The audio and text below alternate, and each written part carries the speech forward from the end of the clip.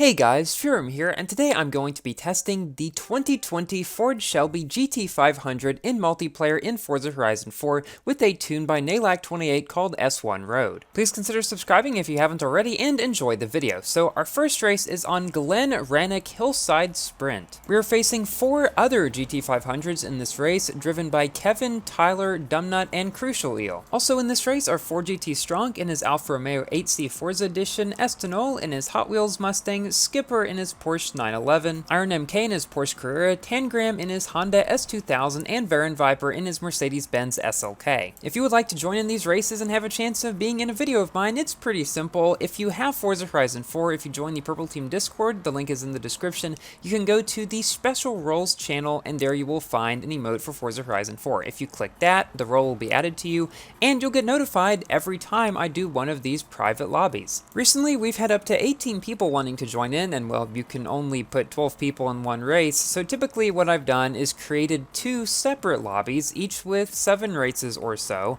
and then invite people a second time who weren't able to get in the first time, so therefore everybody who wants to get in a day will likely be able to get in, even if not in the very first room. So I try to make it so that everybody who wants to play with me in this game will have a chance to, and I plan to do these once every 2 weeks, so kind of on my off days from streaming. I might go to stream every 2 weeks, not entirely sure about that yet. I know I talked about it in previous videos, but definitely a Forza recording session every 2 weeks until I become bored of the game again. But right now, given the state of Asphalt 9, I'm having a lot of fun with it. And man, am I glad that this car came to the game. If you know anything about me at all, you probably know that this specific car, the 2020 Shelby GT500, is my favorite car, like, ever. I've always loved Mustangs, and I love the 2017 GT350R whenever that first came out, but when this car released, it just took it to a whole new level for me, and I can definitely say this is my favorite Mustang that they've ever made. And I have a little nitpick on the back. The lights are the straight ones like they are on the 2015 to 2017 Mustang models like the one I have, but for 2018 on, and on the real GT500, the 2020 version that this one is, they have the little slants at the top and the bottom, so it doesn't seem entirely accurate unless I'm missing some kind of trim that has it like that. But yeah, all the ones I've seen in pictures have had those little slants at the top and bottom.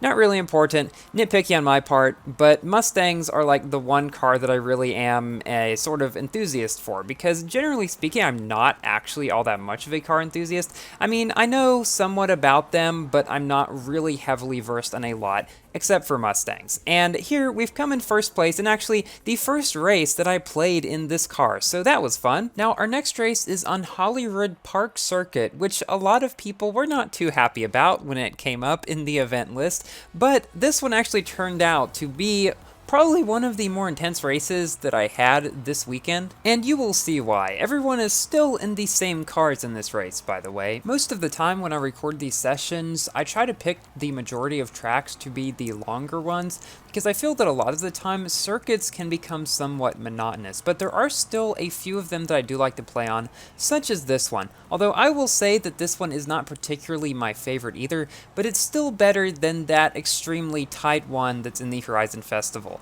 I tried playing on that one, and everybody pretty much agreed, yeah, let's not do that one again. But this here is actually one of the longer circuit races that doesn't have as many of the super tight turns and stuff, so I guess it has that going for it. So how is the Mustang itself? Well, like a lot of the cars that I've tested recently, I don't think it's a king of its class. However, it does seem to be very capable, at least with the tune that I have. I'm sure some tunes are definitely going to be better than others, but it can reach over 200 miles per hour if you give it a pretty long straight, which I think you might see in this video at some point. It doesn't happen very often because so many of the Forza tracks just have a lot of twists and turns, and you aren't really able to get your car up to its high-end top speed. Now, I cut out the second lap because not much really happened there, but me and Tyler are actually coming up to Kevin, who is still on the second lap, and we actually managed to lap him right about now, and I was slowly catching up to Tyler around some of these turns. I was thinking that I might be able to to pass him before the end of the race,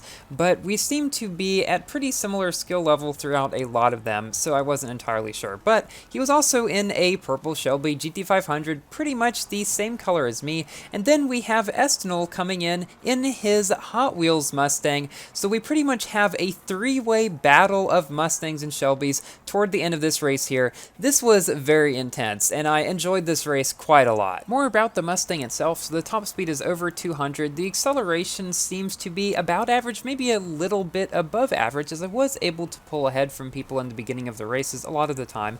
Similar to the Rimac, although not nearly to that extent. The handling is pretty good, although I noticed it did have a bit of understeer, although again, not as bad as the Rimac's understeer. Overall, a fairly well-balanced car, and I definitely wouldn't mind racing in it again. It's pretty easy to control, you just have to remember to brake a little bit earlier at the turns than you might in some other cars. Now we're moving on to our third race on Lake District Sprint. Again, everybody in the same cars. This one was a real battle throughout a lot of it, mainly against Skipper in his 911, Varan Viper in his SLK, which was colored to look like the SLK Special Edition from Asphalt 8. Now that's a video idea for you, and Ford GT Strong in his Alfa Romeo 8C Forza Edition. Apparently we're also going to be getting the Shelby 1000, which is a crazy Mustang with 1000 horsepower, that's the name, so that'll probably be even more powerful than this one here. Let me know if you guys would like me to test that when it comes out. I don't know why it didn't come out along with this one, and also we're supposed to be getting some Hot Wheels cars soon too, so that's pretty cool. We're not getting a whole new expansion like we did in Forza Horizon 3, which is pretty cool, and I do have a video up about that if you would like to check it out, but having some of those cars again will be pretty neat too. As much as I love LEGO and really like the LEGO expansion in Forza Horizon 4, after playing the Hot Wheels expansion in Forza Horizon 3, I would have to give the Hot Wheels expansion the cake, because I've always just really enjoyed very technical tracks, ones with lots of loops and twists and all that stuff like you see there, and like in Sector 8, in Asphalt 8, and in some of the other new tracks that have been added to that game recently, like the space one, for example. I've just always really enjoyed tracks like that, and so it was pretty awesome to have an entire expansion basically dedicated to that kind of roads. Now we're coming up to about the 2/3 mark in this race, and we've still got a really close battle against mainly Skipper here. Ford GT Strong has pulled a little bit ahead, and Varan Viper has fallen a little bit behind, but I've managed to pass Skipper, although he's still fighting for that second position there. But I was not about to give it up very easily, and finally around that turn I managed to get just far ahead enough that hopefully I wouldn't have to worry about being passed again, but we all know that those could be famous last words, so I was going to be very careful, because there have been plenty of races in the past where I've gotten ahead and then screwed up on some turn here or there, and then I just got passed. In one of the races that I played in this series, I accidentally changed my camera angle, and I missed a checkpoint because I couldn't see where I was going, so that just kind of shot that race for me. GG to Ford GT and Skipper, and now we're moving on to our final race in the video, which has some different faces. We're up against two other 2020 GT500s, this time driven by Ardno and Sacrolite. We've also got Flame in his Ford GT, Meaty Potato in his Vantage, Shadow in his Toyota Supra,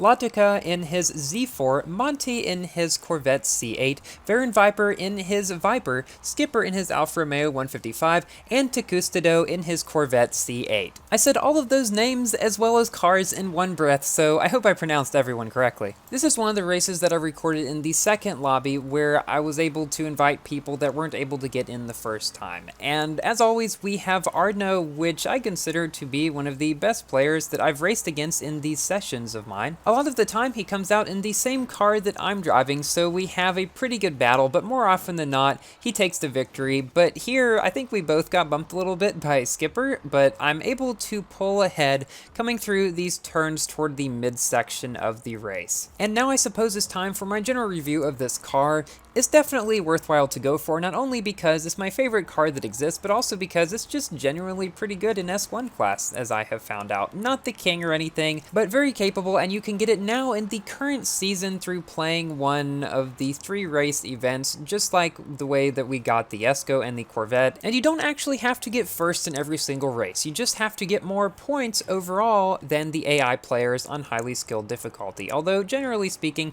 if you pull out a decent car in the class, I used, I think, the Corvette Z06 in S1 class, it's really not that difficult at all. The GT500's got pretty good speed, decent handling although it understeers a bit, and just dashing looks. We get passed by Skipper around one of the final turns in the race, but we still come in a pretty close third. I had a lot of fun in these races. Thank you all so much for watching. Please like the video if you have enjoyed, and consider subscribing for more Asphalt and other games content, and I will see you in my next video. Goodbye!